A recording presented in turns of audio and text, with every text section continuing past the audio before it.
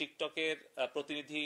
ডাক, টেলিযোগাযোগ ও তথ্যপ্রযুক্তি প্রতিমন্ত্রী জুনায়েদ আহমেদ পলক বলেন, আজ বুধবার ফেসবুক, ইউটিউব সহ বন্ধ থাকা সব সামাজিক যোগাযোগ মাধ্যম চালু হয়েছে। 14 দিন পর আজ দুপুর 2টার পর সচল হলো ফেসবুক, ইউটিউব, টিকটক ও হোয়াটসঅ্যাপ। এ সময় তিনি বলেন, বাংলাদেশ থেকে Facebook, WhatsApp, Messenger, Instagram, YouTube আগের মতোই নিরবিচ্ছিন্নভাবে চালানো সম্ভব। বুধবার 31 জুলাই দুপুরে রাজধানীর আগারগাঁও বিটিআরসি ভবন মিলনায়তনে ফেসবুক, ইউটিউব এবং টিকটকের সঙ্গে বৈঠক শেষে এক সংবাদ সম্মেলনে তিনি এই তথ্য জানান।